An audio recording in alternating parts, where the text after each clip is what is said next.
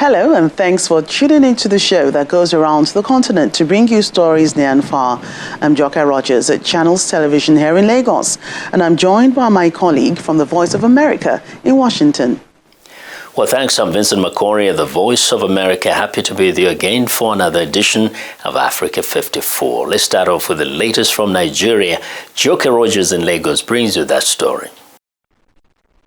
The federal government is set to begin the adoption of blockchain technology with all its accompanying components. The Minister of Communications and Digital Economy, Mr. Issa Pantami, said this during the official launch of the National Blockchain Policy for Nigeria. The minister, who inaugurated the Implementation Steering Committee of the policy and graduated 32,000 students trained by the federal government on blockchain, says the next phase of the program will focus more on women. Our Channels TV technology correspondent, Victor Matthias, reports. It's a historic day for Nigeria's tech ecosystem as what is said to be the silver bullet for blockchain adoption is launched by the federal government of Nigeria. Gathered to witness history in the making are government representatives, private sector players, and graduates from the blockchain training sponsored by the federal government. Today marks a remarkable milestone in our journey to digital Nigeria. A Nigeria where citizens have access to the latest technology, skills, and a conducive environment to innovate in the realm of the blockchain technology. By developing the policy and its approval on the 3rd of May 2023, blockchain technology and all its components and types are no more illegal. They are legal in Nigeria. Speeches done, the minister, flanked by his counterpart from the Ministry of Trade and Investment, Nia Adebayo, and representatives of the Central Bank of Nigeria, Security and Exchange Commission, amongst other government agencies, unveiled the policy document. On behalf of our principal President Muhammadu Buhari, GCFR, the President of the Federal Republic of Nigeria, I therefore present and unveiled the National Blockchain Policy for Nigeria while praying to the Almighty to make our country to benefit from the policy and blockchain technology. Followed by the inauguration of the Implementation Committee and presentation of certificates to some graduates of the blockchain training. The curriculum was basic to understand the basic orientation about blockchain, how to build businesses and how to develop applications around blockchain so that they could be able to understand, have different methodologies. One of the advantages of this program is that it's going to convert the fraudulent activities of young people in Nigeria into creative ventures. And I learned a lot of programming languages that it's now enabling me to be a software developer. Cryptocurrency is still the most commonly used form of blockchain technology, and it is expected that full implementation of the national policy on blockchain will convince the CBN to change its stance, as the world's GDP is projected to receive a $1.76 trillion boost, which Nigeria cannot afford to lose its share as the journey in the fourth industrial revolution continues. Victor Matthias, Channels Television News. Let's get more on this. President of the Stakeholders in Blockchain Association of Nigeria, Obinna Uwuno, joins us on the program. Thank you for joining us today on Africa 54. What do you believe motivated the Nigerian government's decision to train thousands of students in blockchain technology?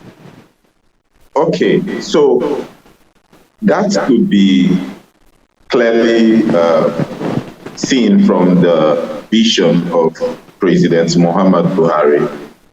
If you look at the blockchain technology, you see that blockchain is an emerging sector. And as an emerging technology, we want to be amongst the first countries to adopt blockchain technology because of the immense benefits that it possesses and would give to our nation. And so if we are to catch up in this emerging technology and sector without playing a like a back roll where we are trying to follow other nations, but we want to stand at the forefront of innovation, then we need to be skilled. We need to have the workforce to be able to develop in this sector and also serve this sector, because there are two basic areas. We have the innovative sector of the blockchain technology, and we also have the service sector of the blockchain technology. And so this is what informed the decision of the federal government. It is one of the strategies to position Nigeria at the forefront of nations that are developing blockchain technology around the world. This is why the federal government actually went ahead to train 32,000 students. And mind also to note that these 32,000 students is not all that the federal government intends to train in blockchain technology. This is just the first phase of those to be trained in blockchain technology. There are more thousands of persons who are also going to get these trainings in different stages, coming up. So this is what necessitated that training. Nigeria wants to position as a frontliner in blockchain technology development and innovation. And so we needed a skilled workforce who can help us to drive this vision as a nation. So what are the, expected outcomes of Nigeria's adoption of this technology? The expected outcomes of Nigeria's adoption of blockchain. Well, now, what is the expected outcome is that we are building a digital economy, right? And also, to build this digital economy, we have to, put infrastructures and policies in place that would enable this digital economy to be built. The world has gone tech. The world has gone digital. And so you cannot be using the same framework that enabled the traditional sector and the analog sector to invent on the digital sector, right? It is said that blockchain technology has the potential of adding $6 billion annually to our revenue generation. How do you imagine the implementation of the national blockchain policy will improve Nigeria's digital economy? Because as an emerging sector, it is going to create jobs, right? So the implementation has been very, very excellent by the Ministry of Communications and NIDA by drawing in all key stakeholders that are needed to make sure that this national blockchain policy is the effect is seen in all sectors of our economy and every facet of our country. So I think that the implementation is right on track, because all key stakeholders that are needed for this implementation to work and be successful are already part of it. So what we are going to do as Nigerians is to support what the government is doing, understand what the blockchain policy is and see areas where blockchain policy, the blockchain technology is useful for our daily and, of course, our operations in every area of the economy that we participate in. Do you see the blockchain technology a viable solution to some of the current challenges facing Nigeria's economy? Of course. Blockchain technology is that one technology that is implementable in all sectors. So every single sector of the economy, every single sector of human endeavor can utilize blockchain technology. Even you as a journalist can become a blockchain journalist to give reports about things that are happening in the blockchain sector to increase the level of awareness, because we have very little information about the massive developments and the advancements that are happening in blockchain by our media corporations. So imagine when more journalists are involved in the blockchain technology sector, it's going to increase the level of awareness and education that we have out there. So the blockchain technology will affect every sector and help improve our operations and the economy.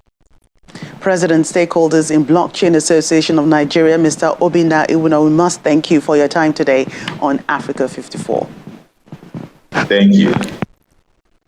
We want to know what you think about Africa 54 and the stories we cover. Join the conversation on Facebook. The address is Africa 54, and check out our headlines 24/7 on voaafrica.com. After the break, a year on, Somalia's all-women media outlet thrives despite threats and intimidation. Reporters back societal norms of what their role should be in the profession, one story at a time.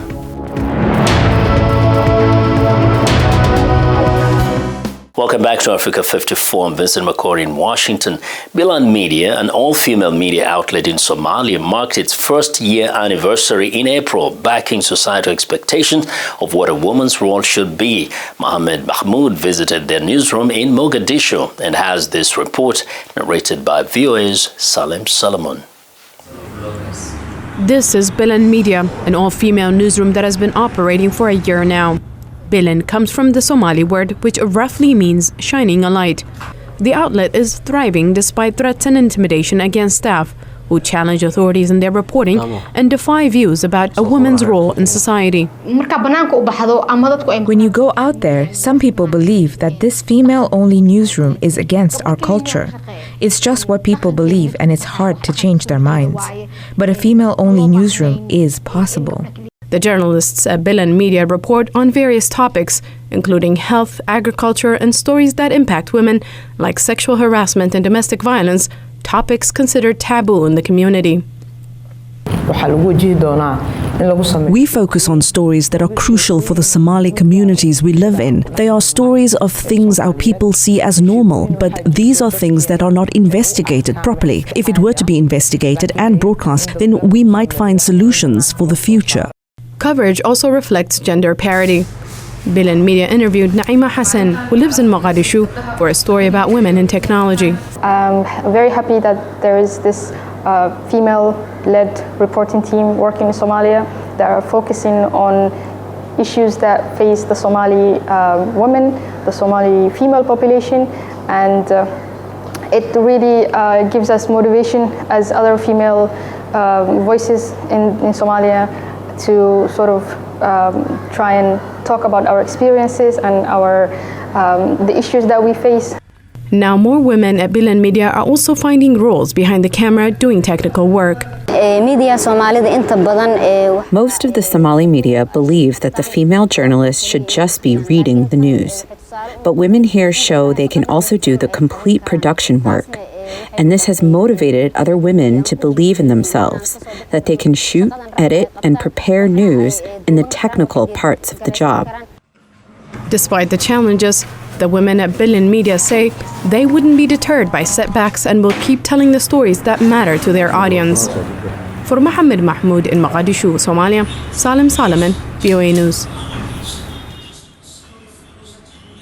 The war in Ukraine has caused a global shortage in the production of fertilizer, but in the Republic of Benin, a locally made alternative is yielding better and more abundant crops, according to its users. Fertilizer manufacturer Arnold Bono believes it's just a matter of time before demand for his brand grows.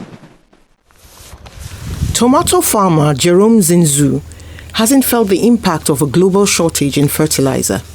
2 years ago, he switched to an all-natural alternative made locally in his country, Benin.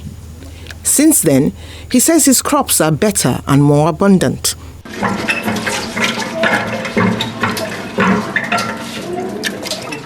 Just a few miles away, the product's inventor is collecting ingredients. Arnaud Bonou uses leaves, dried soybeans, and crushed snail shells. They are then added to other elements, including flour, dirt, and cooking oil. We sell our fertilizers most of the time to organizations that support producers who work towards a kind of food security and food self-sufficiency. It's called Magiko, and demand for Bonou's nutrient-packed fertilizer has soared since the start of the Ukraine conflict. He says his sales rose more than tenfold between 2021 and 2022. Farm retailer Steve Hoda sells Magico products. Donc vous n'êtes sans savoir qu'on est dans un contexte aujourd'hui où il y a la crise entre la Russie et l'Ukraine. This is a fertilizer that is produced locally by young Africans, young Beninese, and therefore facilitates accessibility. Hoda says his producers have seen a better quality of harvest, meaning they can sell more and at above market prices.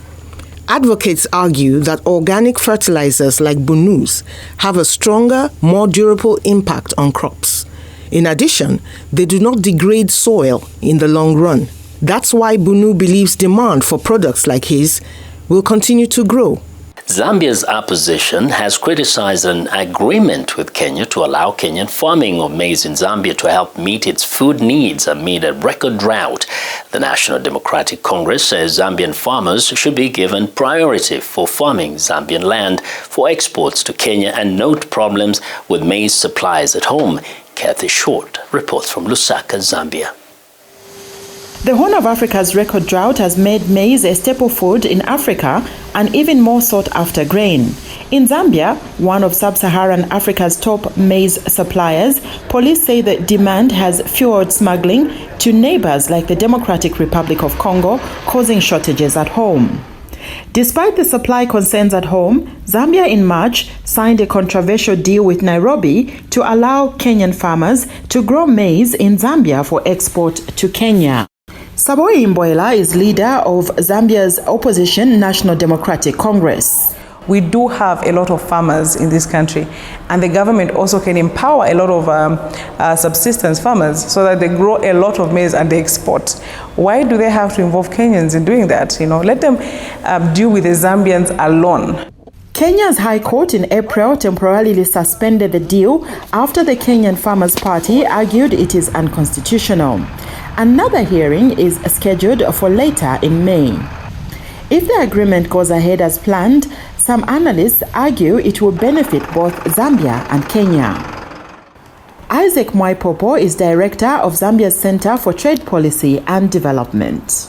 And that step that had been taken by the two governments was going to be a step in the right direction in terms of creating job opportunities within the continent, but also getting to deal with the food security concerns within the continent. The Zambian government declined VOA's request for comment.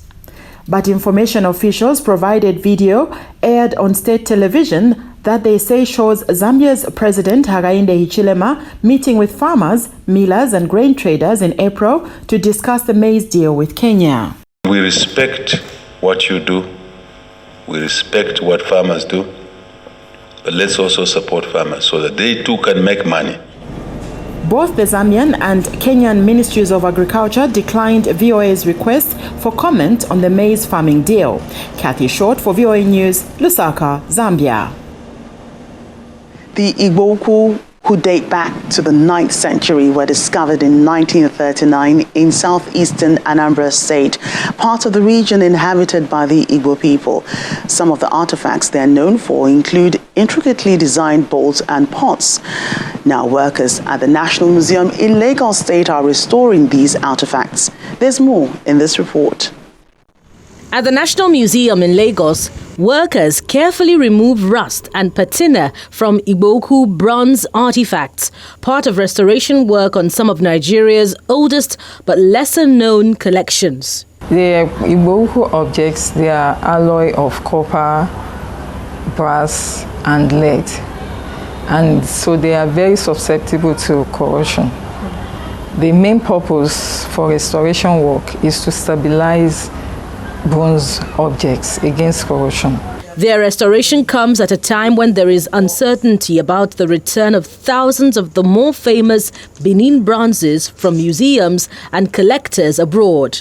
In March, President Muhammadu Buhari decreed that all returned Benin bronzes that were looted from the ancient kingdom should be in the custody of a royal ruler in modern-day Benin City, southwestern Nigeria.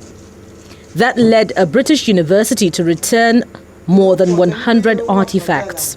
At the museum in Lagos, curator Omotayo Adeboye says she considers the Igbo Ukwu masterpieces of creativity and indigenous craftsmanship. The main challenge we have in the museum is having a standard conservation laboratory with modern equipment for conservation.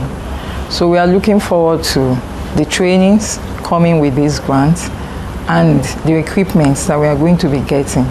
The Bank of America provided a grant for the restoration of the artifacts.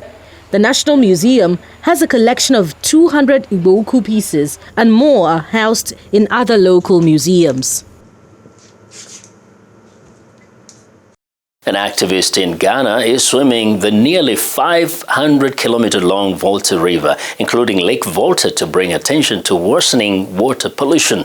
Yvette Tate, who will swim several hours per day for over months, is also collecting water samples along the way to test for pollution. Senanu Todd report from Lake Volta, Ghana. Ghana's Lake Volta is the world's largest man-made lake by surface area. And activist Yvette Tate is swimming its entire length as part of her swim across the Volta River's almost 500 kilometers.